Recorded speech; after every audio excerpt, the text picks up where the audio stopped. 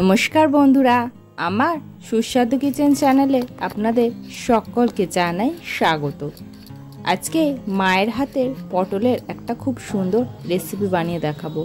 এই একটা পদ দিয়ে কিন্তু সমস্ত ভাত খাওয়া যাবে এবং বানাতেও খুব কম সময় লাগবে এবং খেতেও দুর্দান্ত হবে এবং খুব সহজেই এই রেসিপিটা বানিয়ে নেওয়া যাবে। গরমের দিনে চটপট চটজলদি যদি রেসিপিটা বানানো যায় এবং টেস্টি হয় তাহলে কিন্তু দুর্দান্ত হয়। তার জন্য প্রথমে বেশ কয়েকটি পটলকে ভালো করে ছাড়িয়ে পটলের গায়ে ঠিক এইভাবে ছোট ছোট করে দাগ করে দিতে হবে, লম্বা লম্বি করে। পটলের এই দাগটা কিন্তু শুধু গায়েই হবে, কাটা দেখে নিশ্চয়ই বুঝতে পারছেন যে দাগটা কিন্তু গায়ে ভিতর পর্যন্ত যাবে না।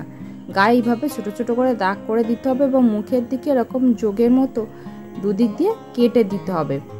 দিয়ে সমস্ত পটলগুলো নিয়ে তাতে অল্প একটু নুন দিয়ে পটলটাকে নুন মাখিয়ে রাখতে হবে। নুন মাখিয়ে রাখার ফলে কিন্তু পটলটা সম্পূর্ণরূপে নরম হয়ে যাবে। 1 ঘন্টা মতো পটলে এইভাবে নুন মাখিয়ে ম্যারিনেট করে রাখলে পটলটা নরম হয়ে যাবে, কুক করতে সুবিধা হবে এবং পটলে অনেকটা পরিমাণ নুন ঢুকে যাবে। এর থেকে কিছুটা পরিমাণ জলও বেরিয়ে যাবে 1 ঘন্টা পর। তারপর কড়াইতে বেশ একটু পরিমাণ রিফাইন তেল দিয়ে তাতে 1/2 টিস্পুনের মতো কালো জিরে ফোড়ন দিয়ে দেওয়া হলো। কালো জিরের ভাজা থেকে যেই হালকা গন্ধ বেরিয়ে আসবে তখন এই পটলগুলোকে আস্তে আস্তে দিয়ে দিতে হবে। পটলের ভিতর থেকে কিছুটা পরিমাণ জল বেরিয়ে এসছে বলে পটলগুলোকে এভাবে হাত থেকে তুলে তারপরে এর ভিতরে দিয়ে দিতে হবে। সমস্ত পটলগুলো এইভাবে কড়াইয়ের ভিতরে দিয়ে এইবার পটলটাকে হালকা একটুখানি ভেজে নিতে হবে। এবার একটুখানি ভেজে নিয়ে পটলটাকে একটুখানি ঢাকা দিয়ে রান্না করতে হবে। ঢাকা দিয়ে রান্না করলে কিন্তু পটল খুব তাড়াতাড়ি ভাজা হয়ে যায়। যেহেতু নুন দিয়ে ম্যারিনেট করা ছিল তাই পটল কিন্তু আর কড়াইতে জড়িয়ে যাওয়ার কোনো ভয় থাকবে না। এইভাবে অল্প আঁচে একটুখানি ঢাকা দিয়ে রান্না করতে হবে। দেখুন কিছুক্ষণ পর ঢাকনা খুলে এটাকে আবার নেড়ে নেওয়া হচ্ছে। পটলের গায়ে কিন্তু হালকা লালচে রং ধরে গেছে। আবারও পটলটাকে বেশ কয়েক মিনিটের জন্য ঢাকা দিয়ে রেখে দিতে হবে।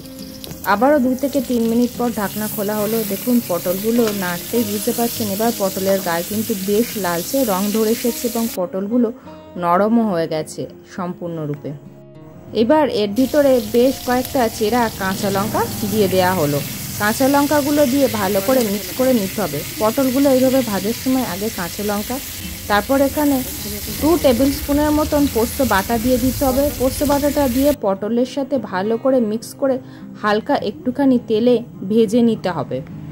পোস্ত যদি এইভাবে তেলে দিয়ে একটু ভেজে নেওয়া যায় তাহলে পোস্তর স্বাদটা যেমন খুব সুন্দর হয় তেমনি পোস্তর থেকে একটা খুব সুন্দর ফ্লেভার আসে। তারপরে পটলের সাথে পোস্তটা এইভাবে হালকা করে ভেজে নেওয়ার পরে এইবারে এর ভিতরে 1 টিস্পুনের মতন কালো সর্ষে বাটা দিয়ে দেওয়া হলো। সর্ষে বাটার পরিমাণটা এরকম একটু কমই দিতে হবে। দিয়ে তারপরে এর ভিতরে পরিমাণ মতন হলুদের গুঁড়ো দিয়ে দেওয়া হলো। যেহেতু মশলাগুলো একটু পুড়ে যাচ্ছিলো তাই অল্প একটুখানি জল দিয়ে এটাকে ভালো করে মিক্স করে নিতে হবে, কারণ পোস্ত বেশিক্ষণ ভাজা যায় না, অল্প একটু তেলে ভাজতে গেলেই পোস্তটা আস্তে আস্তে পুড়ে যায়। সেজন্য জল দিয়ে এটাকে ভালো করে মিক্স করে নিয়ে তারপরে এখানে টমেটো কেচাপ দিয়ে দেওয়া হলো।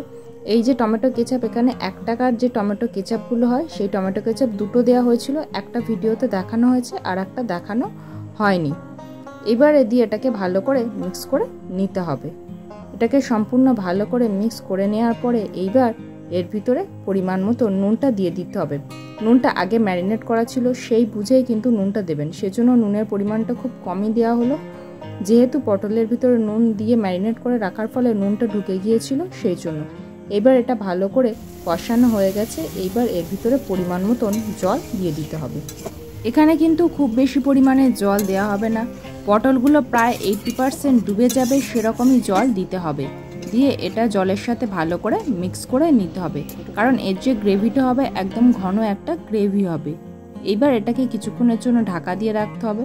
তারপর ঢাকনা খুলে দেখুন মাঝে মাঝে এটাকে ঢাকনা খুলে এইভাবে একটুখানি তলাটা নেড়ে দিতে হবে।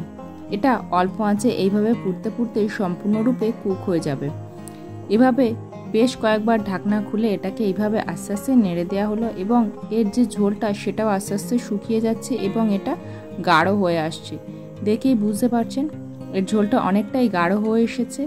এটাকে বেশ কয়েক মিনিট এইভাবে ঢাকা দিয়ে রান্না করার পর তারপর ঢাকনা খুলে সামান্য অল্প কয়েক দানা চিনি দিয়ে দিতে হবে। পোস্ত হালকা মিষ্টি হলে এর ভিতরে কয়েক দানা চিনি দিলে টেস্টটা সুন্দর আসবে। যেহেতু টমেটো কেচাপ দেওয়া হয়েছে, যেমন টক হবে তেমনি ঝাল আর সেই সাথে মিষ্টি। এবার যে কাঁচা লঙ্কাগুলো চিড়ে দেওয়া হয়েছিল, লঙ্কাগুলো খুন্তির সাহায্যে একটুখানি মিক্স করে দিতে হবে যাতে এটা বেশ একটু ঝালও হয়। পটল আর পোস্ত দিয়ে এই দুর্দান্ত রেসিপিটা কিন্তু প্রায় রেডি হয়ে গেছে। তবে নামানোর আগে এতে 2 টেবিল স্পুনের মতন এখানে সরিষার তেল দিয়ে দিতে হবে। শেষে এই কাঁচা সরিষার তেলের ফ্লেভারটা কিন্তু অসাধারণ লাগবে। তেলটা দেওয়ার পরেই এটাকে ঢাকনা দিয়ে তারপরে এটাকে নামিয়ে নিতে হবে। দেখুন এর ওপরে কতটা সুন্দরভাবে এই সরিষার তেলটা ভাসছে এবং এই কাঁচা তেলের যে ভেপার, এটা কিন্তু গরম ভাতের সাথে খেতে অসাধারণ লাগে। এইবারে এটাকে ভাতের সাথে তুলে সার্ভ করে দিচ্ছি। আমার এই ভিডিওটা কেমন লাগলো অবশ্যই কমেন্ট করে জানান। ভিডিওটি ভালো লাগলে অবশ্যই একটা লাইক করুন। পরিবার, বন্ধুবান্ধব, আত্মীয় স্বজনের সাথে এটি শেয়ার করুন এবং আমার এই ছোট্ট পরিবারের সদস্য হতে চ্যানেলটি সাবস্ক্রাইব করে পাশে থাকুন।